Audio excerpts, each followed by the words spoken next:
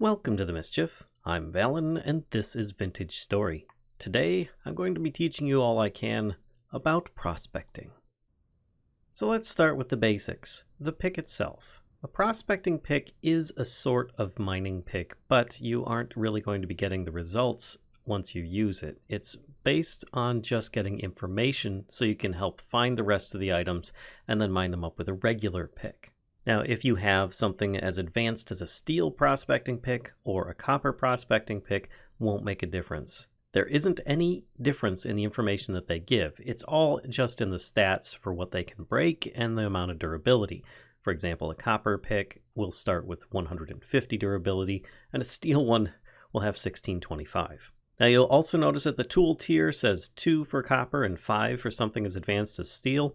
That's just a measure of the block that it can break. For example, a copper pick can break most stone types as well as several of the different ores if you really want to, though you might not get the drop from the ore block.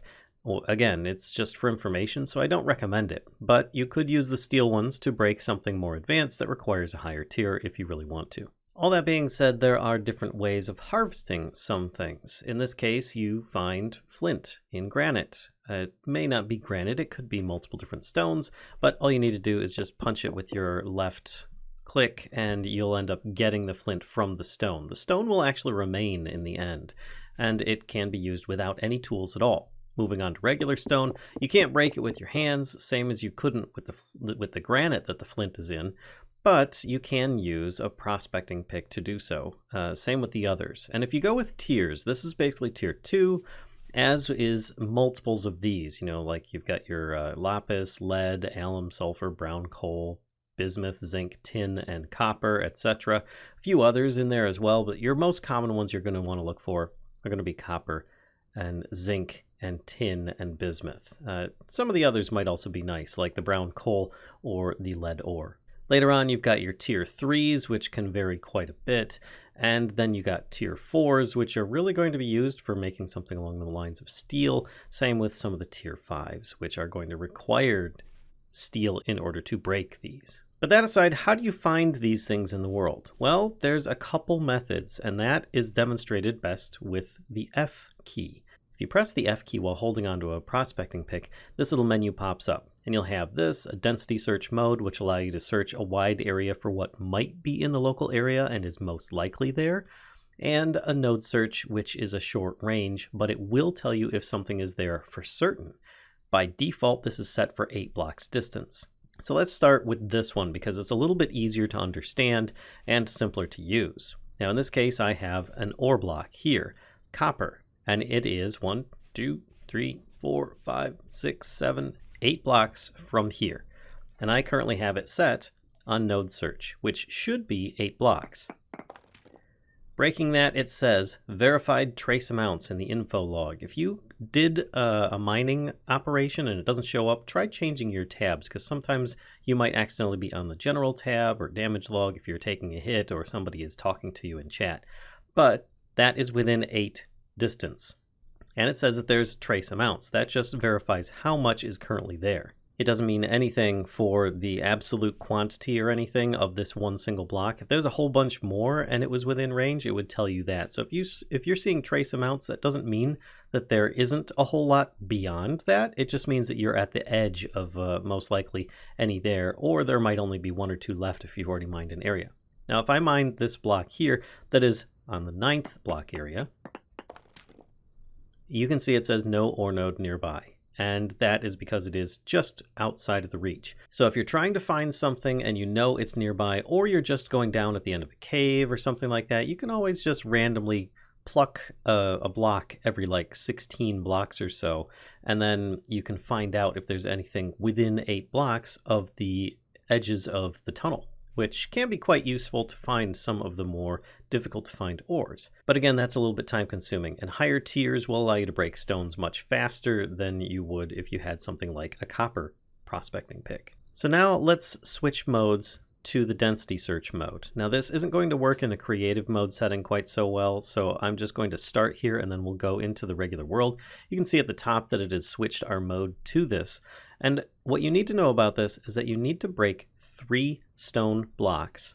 within 16 blocks of each other.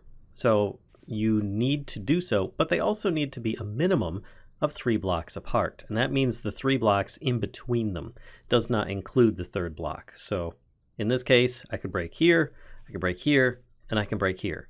In any order, I could break the 2 outer ones and then the middle one if I want.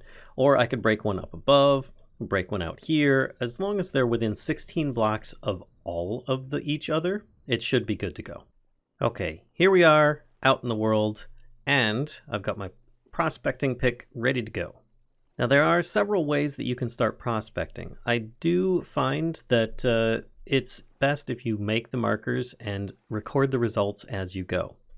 So if you do see any kind of formations like this where the rock and stone is actually sticking up out of the ground, it's not a bad idea to actually take advantage of that so you don't have to do any digging. A shovel otherwise is going to be pretty darn handy if you don't find any large jutting formations like this sticking out.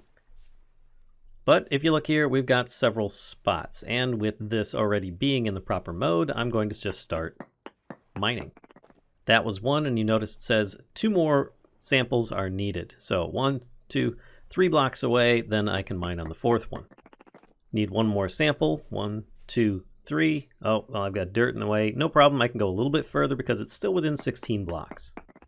There we go, and it tells me all sorts of information about what might be in the area. This is not an exact amount. Bringing up the prospecting guide, I do recommend that you check this out because it can be a little bit confusing to understand. But if you notice, this is an example I'm going to use. Ultra high cassiterite, 0.3%. Very poor chromite, 0.5%. Strange, the chromite has a higher percentage than the cassiterite, but it's very poor. That's because each different type of ore that you might find or be looking for might have different values for how often they will appear in the world. So what might be very poor for chromite might not be for cassiterite.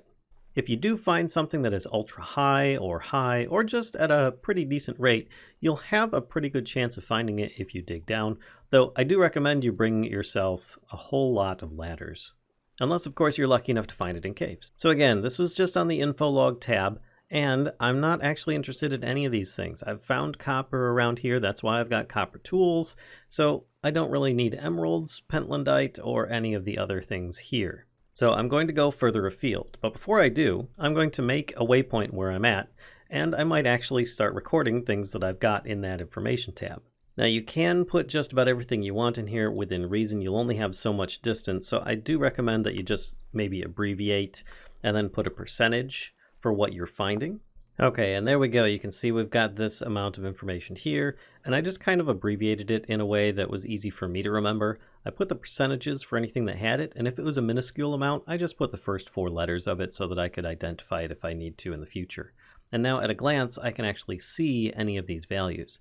As I'm looking for something along the lines of tin or sphalerite, or if you're not even sure what some of those are, you can always look them up. For example, if I look up cassiterite and I just start typing the word in here, I can then click on any of the cassiterite items and it'll actually say in here, it translates into 10 units of tin for this kind of item. So this can help you identify what some of these names might be in layman's terms. But I am going to be looking for early alloys as well as iron, and those should help me to progress. But first, I'm probably going to head out a bit further because this area here did not exactly have anything that I was looking for in it. So instead of just going like 20 blocks and doing another check, because I'm probably going to find the same thing, I might go a bit farther afield and see what else I can find. Alright, here I am quite a distance off from where I was before, about 300 blocks to be exact, but I'm going to get another reading. And there we have it. Looking at this, I just was lucky. I've got a little bit of cassiterite popping up on the radar, and that's something that I'm looking for, as well as magnetite. Both of those. Cassiterite is actually tin, magnetite was iron, so I'm kind of headed in the right direction. Okay, so I've got my 2 waypoints, the first one and the second one, which actually started showing a little bit of promise. Now, I did go a little bit further, but this time I kind of split the difference. I'm only about 150 blocks away, and again, I'm going to start getting another reading. There we go, and you can see that some of the stuff has, well, dropped off a little bit. Now, I did find sphalerite, and if that was more of a priority for me, I would probably pursue that, but it did show that some of the results have dropped, which means that continuing to the east is probably a bad idea. I'll probably want to go north or south from my last destination. But first, as before, I'm going to start adding information on the waypoint so that I can keep this in the future. So here's my starting position. Here's the second one where I started finding some information of what I was looking for, and my last one where it started kind of drifting off. So I've gone a little bit north, but I saw an outcropping and I kind of diverted a little bit. It doesn't have to be exact. This is just kind of you feeling around, trying to find a place for things to mine. So it's whatever's convenient for you. Again, you can always dig down into the dirt as well and make things a little bit easier that way if you don't have these outcroppings, but I've been pretty fortunate so far and haven't really needed to do that. There we go, and you can see that the hematite has started increasing, but the cassiterite seems to be minuscule, so I'm going in the wrong direction for cassiterite. At this point, I really need to make a decision. Do I pursue the hematite or the iron, or am I going for the cassiterite so that I can get tin bronze? At this point, as I'm currently using copper tools, tin bronze is the only way I can go because iron is not harvestable with copper tools. So I think I'm going to be heading south. But first, I put a marker. On the plus side though, with this marker, if I really need to, I know that there's going to be some copper in the area as well. It's not usually going to be surface copper. It'll probably be an underground node, which is going to be much larger than usual. Now with this location saved, and me having to split my decision on whether I'm pursuing tin or iron, it's actually good to have this for future reference, because then I know when I'm ready to go looking for iron that it's probably going to be north of this position, or at least in some kind of direction north of here. So, looking at this, I'm starting to make kind of like this plus sign. I head south, but then I had to take a run because there was actually a bear somewhere along here. So I value my life, and instead I'm going to start digging in this case and seeing if I can find something a little bit more appropriate. Now, you might have to dig down a little bit. What I usually recommend though, if you've got a lot of soil in the area, is to find an area that's somewhat level and then just dig while you're underground. And you can then mine in that one area instead of having to worry about upstairs. Now with my prospecting pick in hand, I can start doing another reading. And in this case, I'm going to mine both ends, and then 1, 2, 3, 4. Yep, I'm going to then mine this location so that it's not too difficult. And you can see that the cassiterite is still decent in this area, so I am going to continue needing to move. Now it's possible with the cassiterite staying at 0.1%. Last time over here I had it at 0.1%. We could be on the edge of something, like it could be over here maybe, or over here, and it could be that we're just riding the edge of it, or it could just be that it's very far away, or it never even gets a very high percent in this area. I might have to go maybe 1,000 or so blocks away in order to find the right thing. This is where a lot of the exploration of this game comes in, is, well, prospecting for the ores that you're going to be needing. And there we have it. I'm a little bit further south, and you can see that it actually dropped off. The cassiterite seems to have disappeared.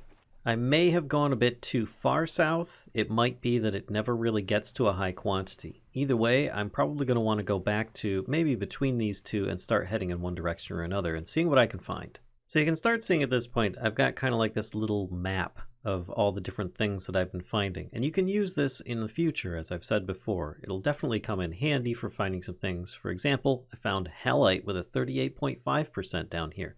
That's not exactly an easy thing to come by. But whether or not my results are going to be good or bad, you just have to kind of stick with it. And I found another way that I could find another spot.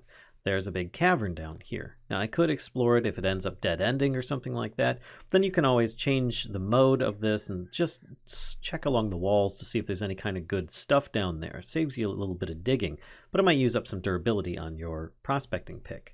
But as I'm here and I'm kind of between those two areas before, I did kind of have to veer a bit south because there was actually a pack of wolves and a bear in the same area. So I'm going to head over here and see what I can find a little bit west of in between those two spots. Hey, look at that, cassiterite, very high, 0.2%. Okay, I think I'm actually onto something. Looking at the map here before, we had 0.1, 0.1, and I'm at 0.2 now. So I could continue with like checkerboarding the area, trying to find a little bit better of a result, but I'm actually pretty pleased with this so far. Now, doing a little explore, this area did end up dead ending, but it doesn't mean that I can't do a quick peek to see if there's anything that I could find down here. See, there's no ore node nearby. Well, at least it was worth a try, And if I find a spot that's within 16 blocks, I could always do another just quick poke around up here. And there's nothing here either. So there's likely nothing in this cave at all of any interest for me, or at least not too close by. And the reason I said 16 blocks on this node search version that I currently have is because it'll search within an 8-block radius. So if you go 16 blocks away and then mine again, then you'll end up getting a pretty good coverage for anything nearby. So here we go. I have cassiterite at 0.2%, but there is something to keep in mind. If I scroll back, cassiterite at my last location was also 0.2%, but it's very high. This one is just high. So it's actually cutting off a little bit of the decimal so that it's not showing it, but those words are telling me that I'm actually headed slightly in the wrong direction. I'm going to want to head a little bit back. Now, admittedly, I am just up here. I'm kind of making like this little cross, like a little plus, an X pattern or something like that, so that I can just get a general feeling for it, find the highest potential spot, and then I'm going to dig down. So I'll be back once I've done a few more readings. Okay, so here I am in creative mode, and I am going to be showing you a little bit about what to expect. I've more or less narrowed it down to this general area is going to be the most likely spot for me to find the cassiterite that I'm looking for, but it never gets above very high. Either way, I'm still going to risk it and try and find what I'm looking for. With that in mind, you're going to want to have several ladders in this case. I'm going to suggest that if you haven't made a saw, you do so already so that you don't have to make or harvest sticks all the time. There's a really good recipe for just chopping down some trees and being able to make ladders then. Plus, on a conservation method, you can actually place ladders every other, and you will still be just fine. So now that I'm down in the tunnel a little bit, let's actually start doing a bit of perimeter checking. This is basically going to allow me to search in an 8-block radius around here with going to the node search mode. And just by breaking one, now yes, I'm in creative, so it's instant, but it says there's found the following ore nodes: lignite, large amounts. While lignite is something that would be useful, it's not what I'm looking for. So I'm going to go down further, probably about 8 or so blocks, and then mine again and look. And in this case, it says quartz and lignite. Huge amounts of quartz. And in fact, I've run into it. But if you notice, this says requires tool tier 3 bronze to break. This can actually be kind of a stopper for your journey. If this shelf of quartz is large enough, you might not be able to get around it very easily at all. Now in this case, I'm in creative, so I can do this. But you may have to go several blocks before you're able to actually get around a quartz vein if you have not unlocked alloys already. But you might also be close to the edge of a shelf and it might not be too bad. In this case, I'm just going to continue going down, looking here and there, and there's no ore node near in that spot. There's no ore node in that spot, and so on. And you're just going to keep going down, hoping to find what you're looking for. And the deeper you go, the bigger the vein is likely to be in most cases. But you notice in that last one, oh, it said cassiterite, trace amounts. Oh, okay. So then if I go in another direction, no ore node nearby. What about this way? And the reason I'm saying this, oh, cassiterite, small amounts. So somewhere in this direction is cassiterite, because if I go this way, let's see if there's anything over here. No ore node nearby. So it's most likely somewhere in this direction diagonally. Excellent. And of course I would have laddered all the way down to this spot. Then I would start using my pick to get into this area. It is a bit of a timely process, so please forgive me my use of the creative mode just for simplicity's sake. But what I recommend is going about 8 or so blocks again, and then you can start doing another ore node search and seeing what it says. Medium amounts. Okay, so I'm definitely getting closer. Then you just continue on just mining your way, checking every so often. Now, I do recommend that you put yourself some kind of marker in place where you last did it so that you can then find what you're looking for. Now, it doesn't mean that it's going to be at this level. It could be above you, could be below you, could be somewhere off on the sides, but it's most likely going to be somewhere in this direction at the very least. But let's do this. Oh, we're at trace amounts now. So as I got a reading of, was it medium? Oh, small amounts. Okay. So I got some readings here that were not too bad. These are all just small amounts, trace amounts. So I'm going to want to go to about the middle of that area and start heading my way in this direction. Reason being is because when we were down there and we searched off to the right, there wasn't any sign of any nodes. So we're going to want to go in this direction and see what we can find. No ore node nearby. Okay, that's kind of sad. This probably means that it's going to be above or below where I'm at. And digging down proved that accurate because I'm now getting medium amounts. But as I've gone a little bit too far, it's now reading small amounts. So I'll probably want to go back up a little bit. And usually these ore veins are going to be flat pancakes. They might be 1 to 3 blocks in height or depth, but not always. Aha! Finally, I'm getting large amounts. Okay, so I definitely am headed in the right direction at this point. And there we have it. We've got some cassiterite, or tin in this case. In some occasions, some of these ores can be extremely difficult to see depending upon the rock type that it's in. So keep that in mind. But this would have probably gone through at least 2 prospecting picks in the process, and likely a couple copper picks as well. So make sure that you're prepared for these types of trips. And also, more importantly, keep an eye on your temporal stability. You don't want to have to, exit in a hurry and get yourself all lost and turned around.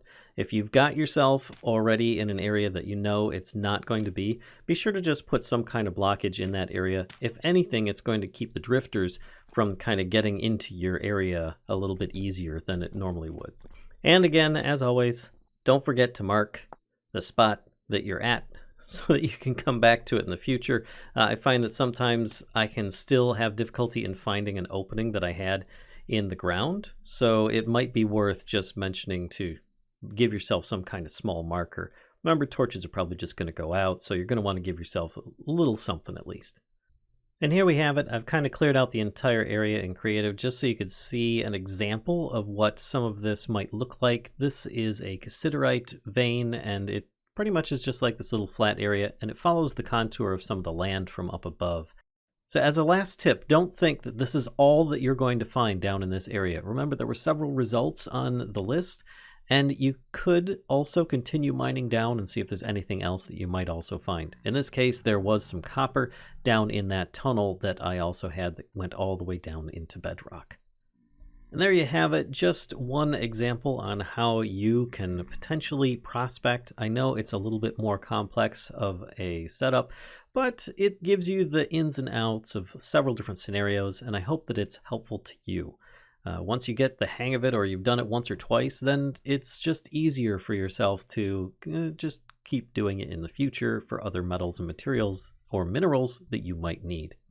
Anyway, if you enjoyed this video, please be sure to give a like, comment, subscribe, and as always, come visit us on Twitch. See you guys next time.